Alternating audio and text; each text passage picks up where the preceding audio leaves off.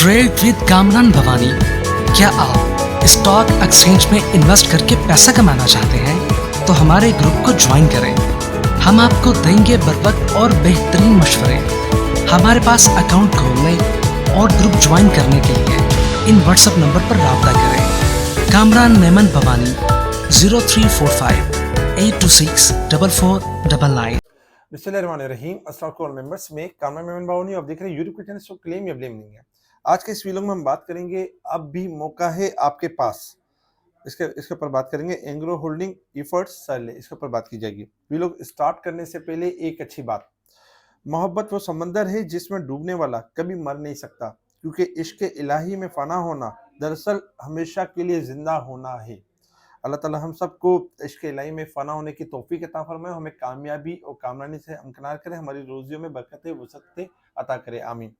We लोग start करते हैं। जैसे कि कल आपको बताया गया था कि मार्केट का इंडेक्स कहीं नहीं जा रहा और मार्केट कहीं नहीं जा रही। मार्केट अप डाउन करेगी, वॉलेटाइल परफॉर्म करेगी, लेकिन मार्केट ब्रेकआउट करेगी और मार्केट अपसाइड की तरफ मूव करेगी। कोई ना कोई सेक्टर चलते हुए नजर आएगा, कभी किस सेक्टर की बारी हुई, कभी किस सेक्टर की बारी होगी, लेकिन सेक्टर आपको बार बार मौका देते रहेंगे। जैसे कल हमने देखा कि कल भी यानी कि सीमेंट सेक्टर्स, कल बैंकिंग सेक्टर्स थोड़ा सा अच्छा परफॉर्म कर रहे थे। आज भी हमने देखा कि आज भी बैंकिंग सेक्टर ने अच्छा परफॉर्म किया, आज फर्टिलाइजर सेक्टर ने स्पेशली बहुत अच्छा परफॉर्म किया और आज इंडेक्स चूंकि स्टार्ट ही पॉजिटिव रहा और अल्हम्दुलिल्लाह पॉजिटिव क्लोज रहा 1646 पॉइंट प्लस के साथ, तकरीबन 1,71,960 के करीब पॉजिटिव क्लोज रहा। 1,72,047 का 1,72,248 का हाई भी दिखाया, जो हमारा सेकंड सेलिंग एरिया था। मार्केट ने उसको भी ब्रेक कर दिया और क्लोजिंग जो रही वो 1,71,960 के करीब पॉजिटिव क्लोजिंग रही। वॉल्यूम में अगर हम देखें तो कमी रही, क्योंकि बड़े स्केल्स चल रहे थे, छोटे स्केल्स में यानी काम कम था लेकिन बड़े में ज्यादा था। इस हिसाब से 947 मिलियन के वॉल्यूम्स रहे, जो कि कल से यानी कम थे। कल तकरीबन 1065 मिलियन के वॉल्यूम्स में थोड़ी सी हमें कमी दिखी। Top volume leader, top gainers, decliner आपके सामने। सेक्टर वाइज पोजीशन अगर हम देखें तो आज सेक्टर वाइज में टॉप पर अगर देखा जाए तो फर्टिलाइजर सेक्टर ने बेहतरीन काम किया, कमर्शियल बैंक ने बेहतरीन काम किया, fertiliser, investment bank, cement sectors, pharmaceuticals positive रहे। नेगेटिव साइड पर textile, oil and gas, leather, technology वगैरह में हमने गिरावट देखी। कल के फिपिलिपी डेटा को अगर हम देखें तो फिपिलिपी डेटा में फॉरेन कॉर्पोरेट सेलिंग साइड पर थे, जबकि ओवरसीज पाकिस्तानी बाइंग साइड पर थे। पाकिस्तान के अंदर इंडिविजुअल्स बाइंग साइड पर थे। इसके अलावा कंपनीज ने कल अच्छी बाइंग की। इसके साथ ही एनबीएफसी और ब्रोकर्स एंड इंश्योरेंस इनकी थोड़ी स्लाइटली बाइंग थी, जबकि अगर हम देखें तो बैंक्स, म्यूचुअल फंड्स और अदर ऑर्गेनाइजेशन इनकी सेलिंग थी। म्यूचुअल फंड की कल ज़्यादा सेलिंग थी और जो हमारे इंडिविजुअल्स थे उनकी बाइंग ज़्यादा थी।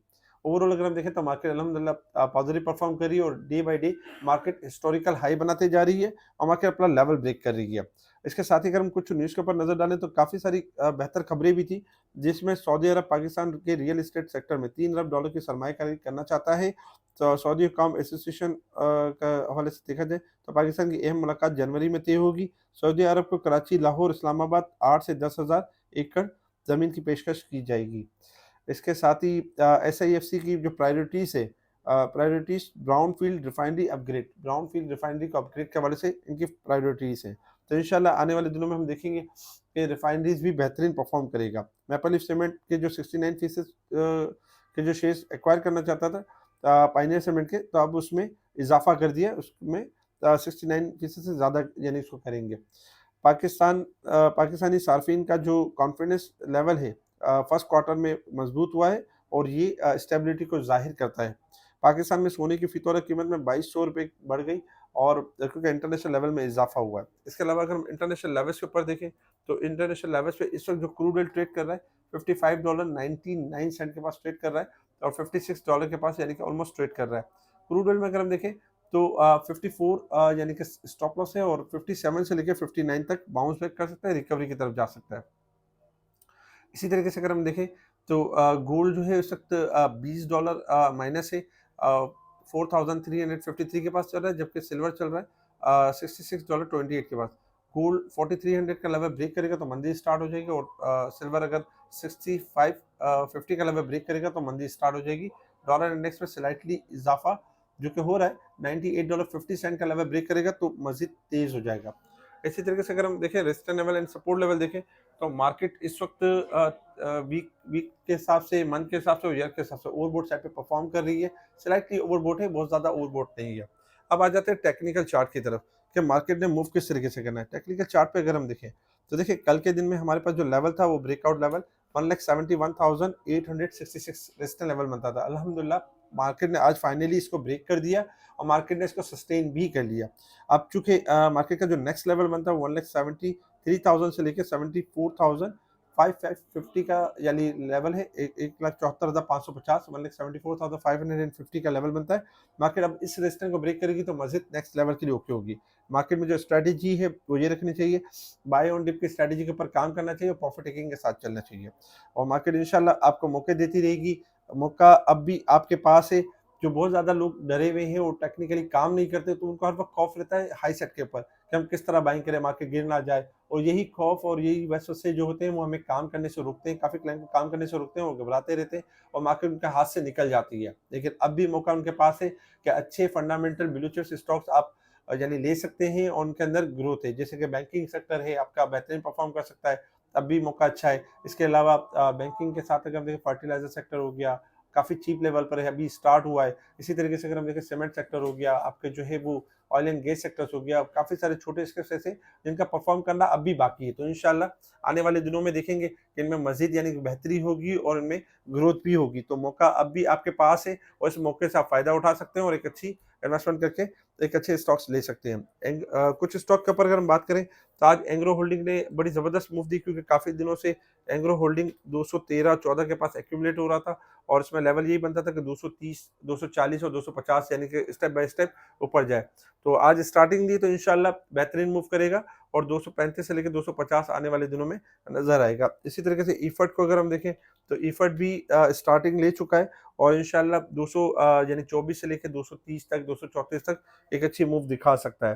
साथ ही अगर हम देखें सरले पाकिस्तान के हवाले से अगर हम देखें तो सरले काफ़ी कंपनी यानी कि कोशिश कर रही है बेहतरी लाने में, जो काफ़ी टाइम से पहले डाउन चल रही थी, अब काफ़ी यानी बेहतर कर रही है अपने रिज़ल्ट को।